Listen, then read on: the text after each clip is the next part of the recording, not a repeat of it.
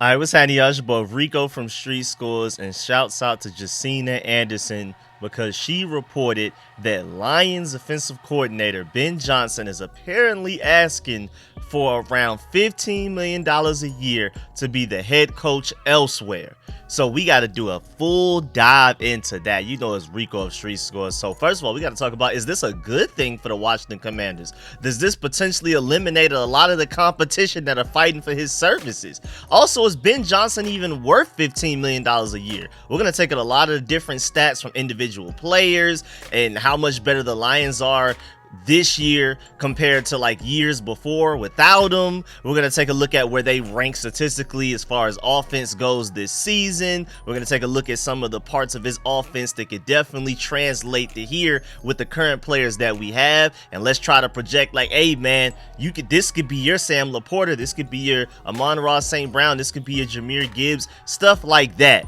And then also, I mean, plain and simple, is Ben Johnson literally the best and top head coaching candidate that's available in this 2024 cycle? And also, why would he potentially want to come to us rather than going to another team like the Panthers, who are also pretty desperate as well?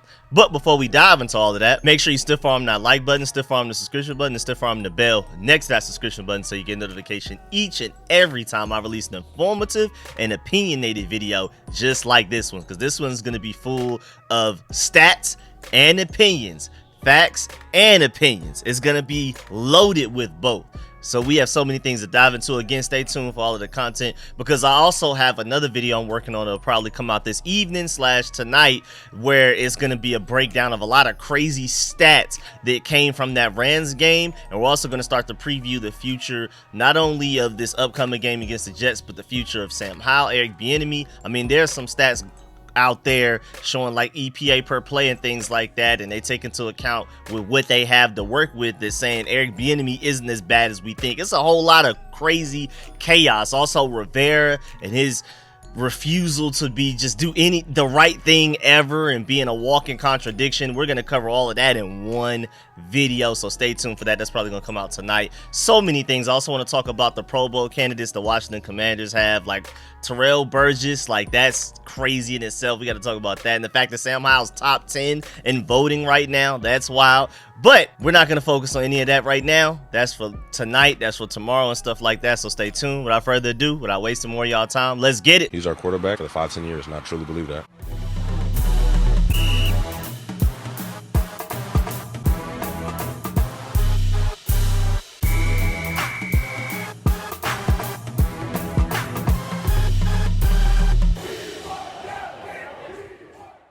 All right, so Jacina Anderson tweeted, I'm told by personnel around the league are discussing their awareness that some owners have been told by Lions offensive coordinator Ben Johnson's asking price is at least or around $15 million per year for a head coaching job per sources. And Jacina Anderson got on Dove Kleiman, however you pronounce his name, for when he like tweeted his version of the tweet and her name was like added so far, you got to do like the show more and stuff like that. And she literally replied directly to him and was like, if you're gonna steal content, make sure you at the very least give credit in a way that the person who deserves the credit is towards the top. But moving on from that, that's a whole nother situation, which is just funny, but I felt like that was worth bringing up right there. This is really interesting because now, like, if we're talking about money, he's going to be up there with like Pete Carroll, Bill Belichick, Sean Payton, Sean McVay. I mean, both the Seans, Kyle Shanahan, as far as like, you know, money, it's not only just money, but money, when you dive deeper into it, also represents power. If you're getting paid that much money, that must be because you have that much power. So this is not just Ben Johnson coming to be just literally your head coach, a typical head coach in the NFL. He's coming in to be the Kyle Shanahan, the Sean McVay, the Sean Payton, the Pete Carroll, and things like that, more than likely with that much money. I mean, unless there's an organization out there that's willing to give them that much money and then not asking them to be those guys. But it's really interesting because if he would have make at least $15 million per year, and I'm pretty sure that's just going to go up after teams are outbidding each other and fighting for him. I mean, it's literally like a market out there for him, essentially. He would be tied for the third highest paid coach in the NFL with only Bill Belichick and Sean Payton above him. Scratch that. Forget that. That would make him the fourth highest paid coach in all of American sports, not just football. That's incredible in itself, man. That's absolutely incredible. And it's crazy just because, you know, I don't know if a lot of y'all caught that, but a lot of NFL coaches are the highest paid coaches in American sports, but yet football players are the lowest paid players in American sports. That's just simply a lot of different factors, mostly the fact that, first of all, with them being injury ridden, it's a more violent sport. Owners also just don't want to invest that much money into players. We also have a salary cap, some other sports don't. And on top of that, we also have 53 players per team where other sports have like 11, 15 and things like that. So it's a lot of factors that play into that. Has nothing to do with this video, but you know me, I'm Rico of Street Scores. Anytime I have an interesting thought that I want to throw out there to potentially make us a smarter community, I want to throw that out there. I just felt like that was one thing. Like, if you haven't noticed, NFL head coaches are some of the highest paid coaches in American sports, but yet football players are one of the lowest. Interesting disparity right there. Those are some of the reasons why, but I'm pretty sure a lot more plays into that. But moving on, instead of going on another ridiculous tangent, because that sounds like a whole research project on its own, you're welcome, whoever wants to go out there and dive into that. But man, I know that boy Ben Johnson is basically like, man, y'all want me to leave this good thing I got going on here to fix another team's problems from the ground up? Because if they're willing to pay me $15 million a year minimum, it's probably going to be even more than that. It's probably going to be a bad situation I'm going to. They're asking me to not only just come in here and just keep the thing going. No, I'm coming in here to fix everything y'all got going on from the ground up. We're doing a complete overhaul. I'm getting in from the ground floor type of situation. So yeah, I'm gonna need that Brink trucks, big dog. I'm gonna need the whole thing. I'm gonna need all the monions that y'all got going on over there, man. He also is probably specifically looking at the Panthers like, nah, man, I'm gonna need big money for y'all, especially to deal with that owner, with what he's been doing to people.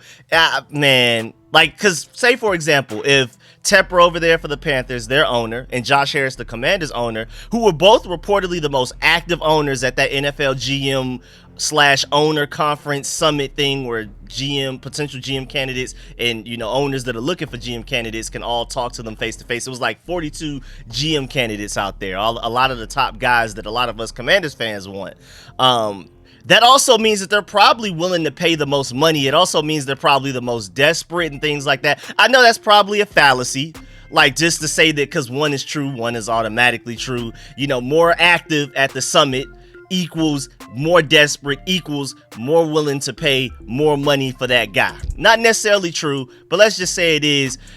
If you're comparing Josh Harris and Tepper, they're the two guys that's willing to pay the most money for their next head coach.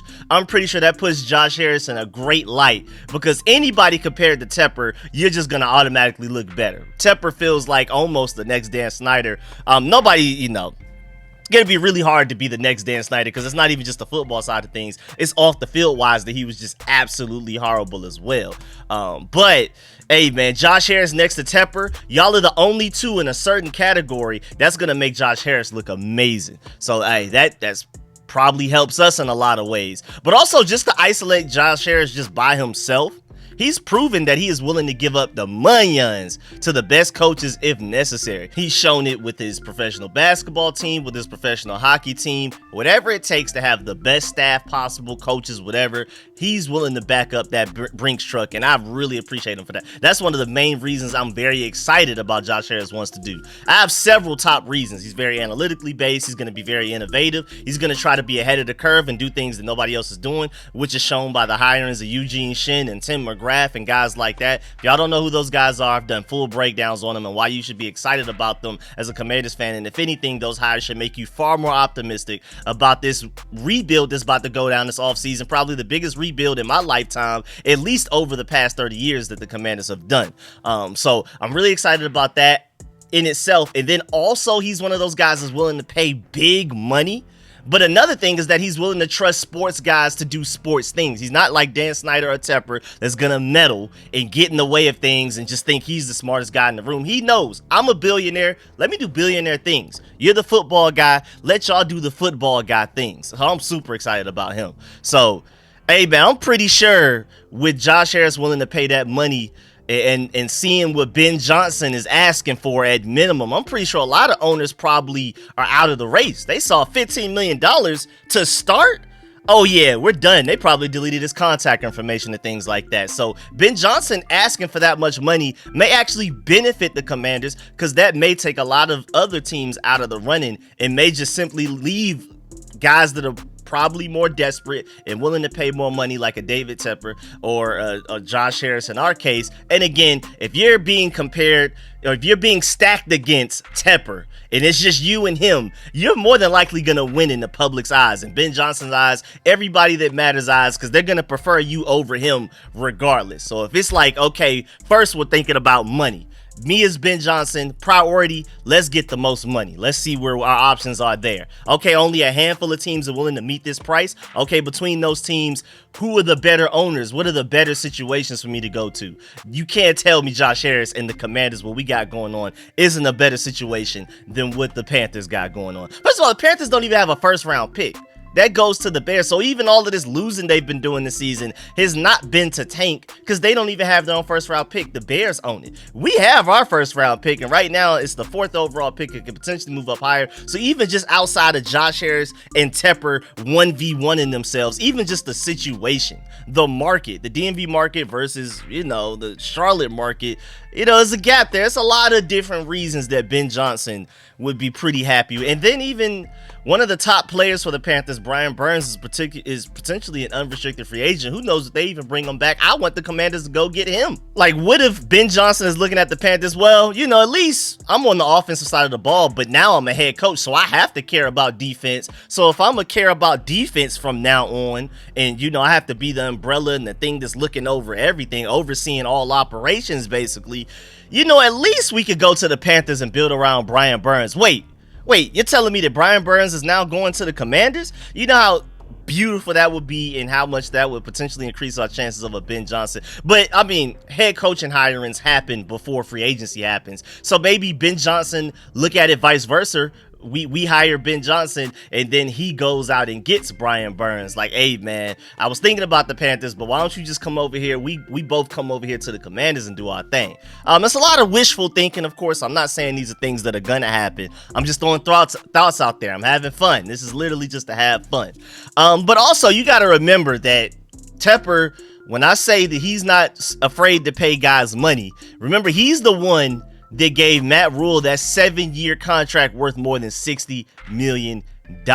If anybody's going to step up and give Ben Johnson that huge amount of money, you can clearly see that Tepper isn't afraid of it. And Tepper is also not afraid to give you that big amount of money and then fire you and then potentially give the next guy that amount of money. So if we're talking about the guys that are the owners out there that are willing to pay what Ben Johnson may potentially be asking for, Tepper is one of those guys. But again, for reasons I've already stated, I like our chances against Tepper. If it becomes a Josh Harris versus Tepper battle for Ben Johnson, I really like our chances, man. But actually, earlier this morning, I believe this happened even before the Jacina Anderson tweet that came out about what Ben Johnson is asking for. It was reported that Ben Johnson is the favorite head coaching candidate for Panthers owner David Tepper. Like, he apparently just came out and straight up said it, or at least told reporters.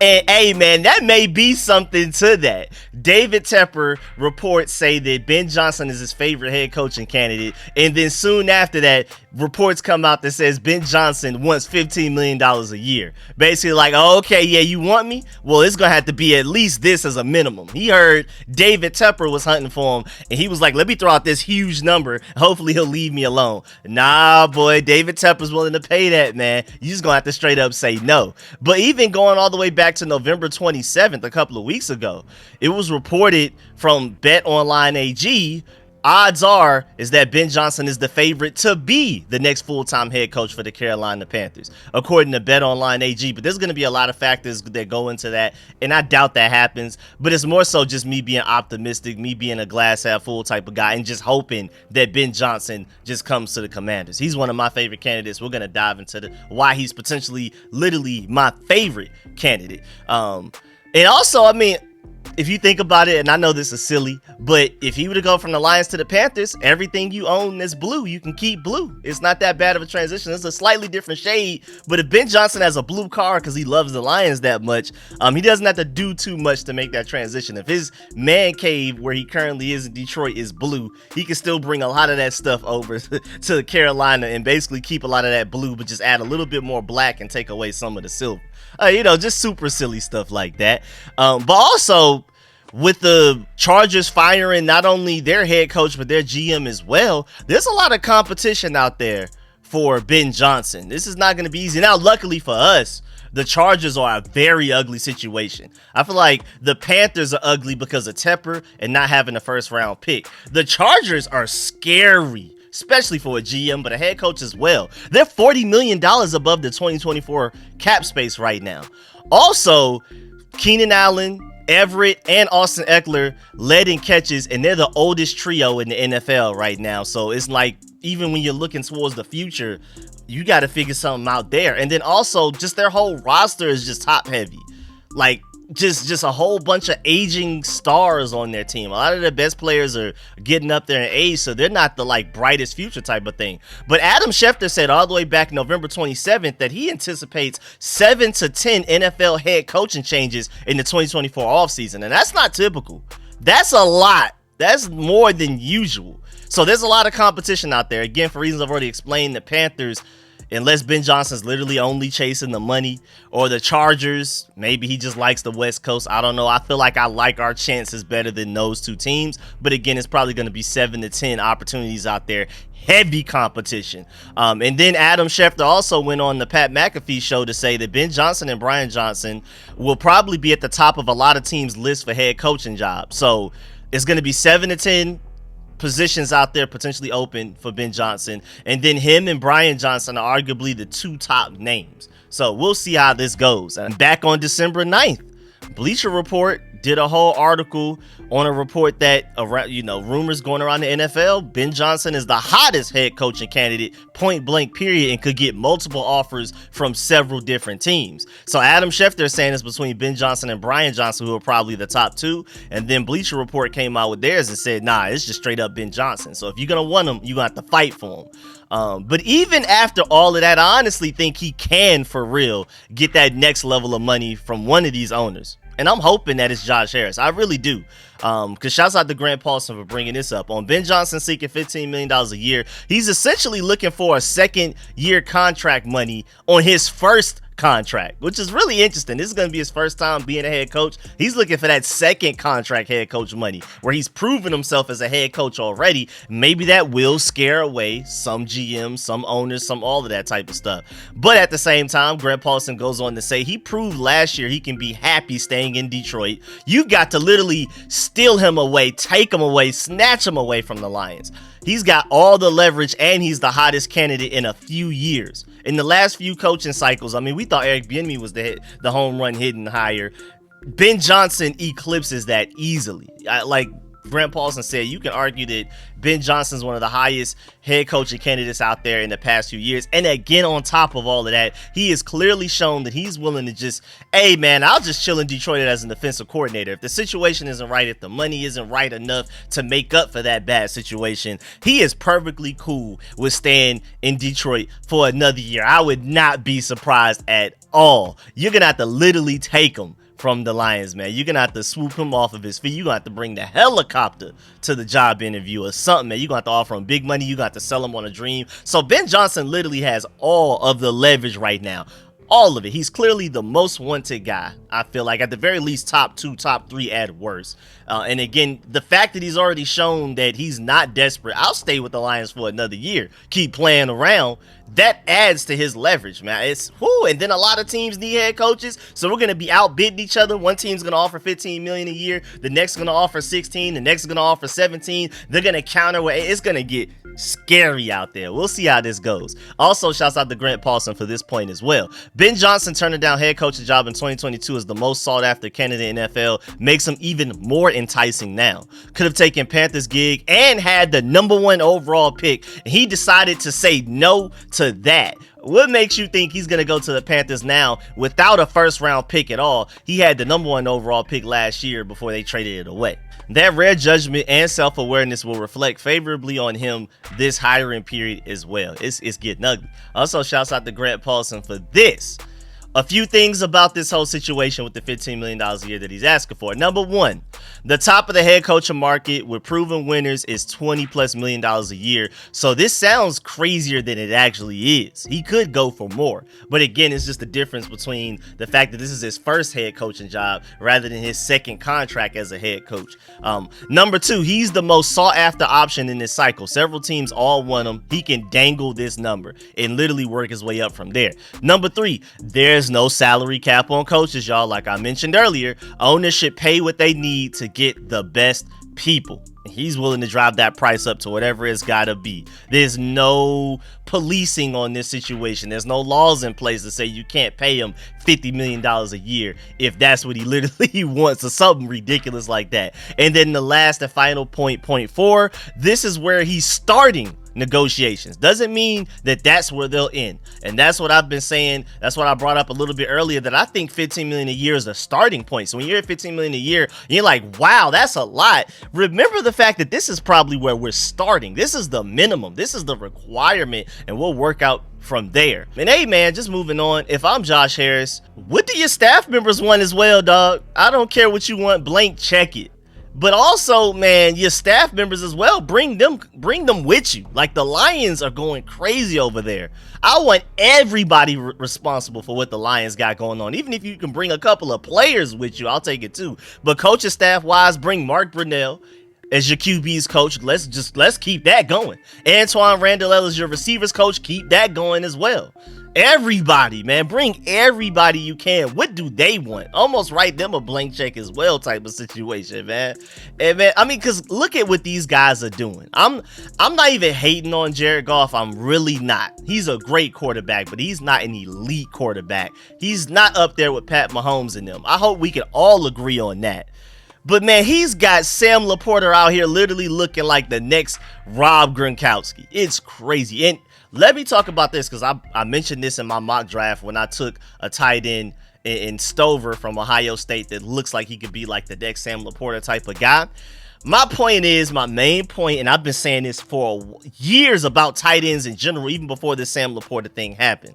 I love what Sam Laporta's doing. He's a great player, but I definitely feel like it's more of a Ben Johnson thing than a Sam Laporta thing. I feel like Ben Johnson deserves the majority of the credit. I'm bringing that up as a reason why Ben Johnson is a top head coaching candidate, and we need to do whatever we need to do to bring him in as our next head coach. It's scheme and play calling. Point blank, period. Sam Laporta is not out here getting open on his own like Travis Kelce. There's only a couple of guys in the NFL that can do that. Only a couple. And Brock Bowers will be that guy as well once he gets drafted, but that's a whole nother situation. But Sam is being schemed open. Just like Kyle Shanahan is scheming open George Kittle.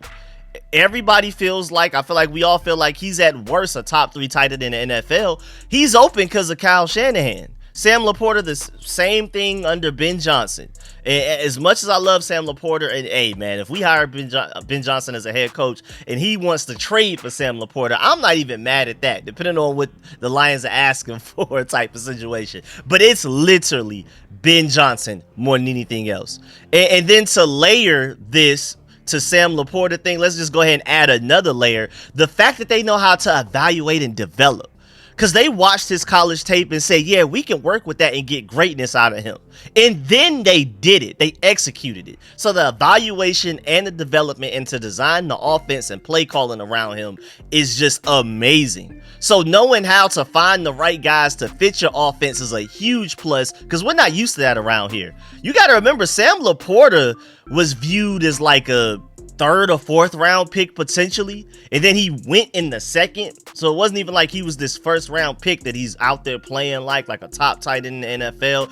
You got to give the Lions so much credit for that. Now, granted, Iowa tight ends just seem to work out. They just seem to be so great. They're just over there just producing tight ends like it's a factory, like there's a machine doing it. But you also got to give the Lions and mostly Ben Johnson a lot of the credit, man, to not only develop him, but to see him out of college and be like, yeah, we can work with that. The evaluation right there, the scouting, and then the development on top of that, we need all of that for the Commanders. Boy, we need way more of that than what we've been getting.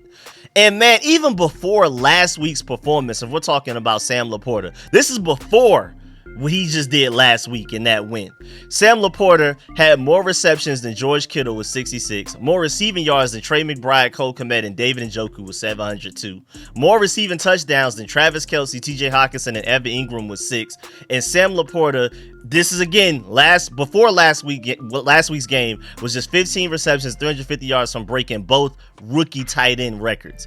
That is ridiculous, dog. And that was when we had 4 games left. Now he had that ridiculous last week game, which put him onto the map even more. For those of y'all that were under a rock and didn't know about him, now you definitely do. And we have 3 games left. And I just love how balanced the Lions offense is. They have a power back, a true utility back. Shouts out to George Carmi for pointing this out. High volume wide receiver and a playmaking tight end. And then they also encourage Sam Laporta and St. Brown to block a lot, which also helps everybody else. That helps the running backs. That helps the quarterback. It's just everybody helping each other to get this machine going. And I feel like this is a great point to bring up. The Detroit Lions could be the first offense ever in NFL history to produce 2 1,000-yard rushers and 2 1,000-yard receivers in the same year. Sam Laporta needs 80 yards a game because he's 242 short from 1K right now for the remainder of the season. These last 3 games we're going into. Jahmyr Gibbs needs 69 yards a game, and David Montgomery needs 48 yards per game. If they can do that, they can make NFL history what has never been done before, ever in the history of NFL. And Ben Johnson deserves full credit, along with a lot of other people as well. I mean, we can't ignore the individual talents of these players and what everybody else on the coaching staff is doing. But Ben Johnson deserves the majority of the credit for orchestrating and putting all of this together, man. And I hope he can bring that same juice, luck, talent, skill, intelligence, whatever you want to call it, to the Commanders, please. And also, I love the fact that they just have beautiful route concepts. Like, if you just go and look at the all 22 of their games, there's always somebody open. You don't have this situation like we have with Eric Bieniemy, where players are running into the same areas on the field trying to run their routes. I mean, one of our touchdowns that Sam Howell threw in the game, Jahan Dotson and Terry McLaurin were literally in the same spot to where Terry McLaurin was trying to catch the touchdown. Even when plays work out for us, it's still just terrible play design. I don't know what it is why receivers keep running into the same areas. Whereas when you're looking at Ben Johnson and the Lions on all 22, there's somebody open in different parts of the field. Jared Goff literally has like 2 or 3 guys open on the same play, more than they definitely should have. Whereas Sam Howell's looking around, it may be one guy open and he maybe missed them, and he still needs to do a better job of fixing that, not missing the open guy. But Jared Goff out here has 2-3 guys he can hit. He doesn't even have to think too much. When in doubt, somebody's open out there. I mean, it's just absolutely ridiculous. And y'all remember that Lions-Bears game on November 19th? I think this is the game that immortalized Ben Johnson, man. I really do, man. They turned the ball over, had 4 turnovers, and still scored 4 touchdowns and won. Like, to overcome that is ridiculous, dog. I mean, he like hand-delivered, orchestrated, put together 2 touchdown drives in a 4-minute span when the team needed them the absolute most against the Bears in that game. Like, he's ridiculous. Let's take a look at their offensive rankings. If you don't believe me, if you don't believe anything else I said, they are 5th in points per game with 27.3. Lord have mercy. They're 3rd in yards per game with 394.4. They are 6th in points per play. That's extremely efficient. They are 3rd in yards per play. They are 7th in 3rd down conversion percentage. The only thing they're average at is their 4th down conversion percentage, and they're 21st in that. If you give me top 7 and everything else, I don't care about that at all. The most important thing is red zone scoring percentage as far as touchdowns. They're 6th. They score a touchdown when they get in the red zone almost 63% of the time. That's ridiculous, bro. And then touchdowns per game, 3.4 a game is third in the NFL. That's absolutely insane, man. I don't know how y'all can look at those stats, hear those stats. All of that I just broke down with the individual players. He's getting the most out of guys like Amon-Ra St. Brown, Sam Laporta. I'm telling you, they're great players, but if you put them on the Commanders, how great of a season do you think they're having under Eric Bieniemy and what we got going on right now? So Ben Johnson deserves a lot of the credit there. They're great players, but Ben Johnson is going crazy. And you also, I know a lot of people are bringing up, like, how do you know if he's going to be the next offensive coordinator turned head coach and he's just automatically going to work out? But I would bring up historically, how did people know Sean McVay would work out? How did people know Kyle Shanahan would work out? We have so many examples of a guy going from being an offensive coordinator and straight to head coach and balling out quite immediately as well, like getting immediate results. And when it comes to the Commanders, like we brought up earlier, when we're talking about having a true power back, we're talking about having a true third down back, a high volume wide receiver and things like that. You can literally have B-Rob as your power back, but he can also double as a pass catching back as well, because statistically, according to advanced statistics, Brian Robinson is a top 5, top 6 running back in the NFL right now when it comes to like per carry, per catch efficiency, stuff like that, Pro Football Focus grades. So he can do both pass catch and pass blocking. He literally is your do-it-all running back that we can build around. So if you need your two-headed monster running back like how they have with Ty Montgomery and Jahmyr Gibbs, I think Antonio Gibson, if you re-sign him, and Brian Robinson can literally be that under Ben Johnson. Literally can. Also, you can use Terry and or Jahan Dotson to basically be the next Amon-Ra St. Brown, your high volume receiver. Terry McLaurin could easily be that. We saw once Jacoby Brissett came in and just started throwing the ball his way. He was making plays and almost had his only 2-touchdown game of the season. Godly, he had his first 100-yard receiving game just recently. That's so sad because he should be way better than that. And then tight end wise, you want your next Sam Laporta. Maybe you still want in the draft, or you could try to get one in free agency. Maybe you can find one there. You got to remember, again, Sam Laporta was a second-round pick that most people saw as a third or fourth rounder. A lot of people looking at the Lions like, why would you take him in the second? Like, you could have waited and got him. Now look how smart they look. I trust Ben Johnson to come in and find his next guy there as well. I trust him to come in and identify who the next Sam Laporta could potentially be, even if it just so happens to be like a Cole Turner that's already on the roster. Maybe Armani Rogers comes back from his severe leg injury and, just some miracle he's the same athlete that he was, the same freak athlete. I wouldn't bet my life savings on it. I'm just hoping that he is, but you never know. If Ben Johnson comes in, we hire him as head coach, which would just automatically be a huge separation in Burgundy and Gold Nation. If he comes in and he just decides that Cole Turner can be the next Sam Laporta, who are we to argue with him? I fully trust him that much to identify the next Sam Laporta. And again, you already have the Ty Montgomery and the Jahmyr Gibbs. You already have the Amon-Ra St. Brown. I trust him to figure out the tight end situation. And we have so many options in the draft and free agency. I'm cool with it. Also, I want to point out the fact that, man, this defensive-minded head coach thing is not working out well for us or really around the NFL. If you just look around, that's why I want an offensive-minded head coach like a Ben Johnson. Because a lot of defensive-minded head coaches are struggling. Even the great ones, the certified, guaranteed Hall of Famers are struggling right now. The time has passed. It's a passing league. Go get you a head coach that knows how to pass the ball and knows how to score points. That's top 7 at worst in all of the most important offensive statistics and ranks and things like that. Come on, dog. And first of all, I doubt it. I highly doubt it.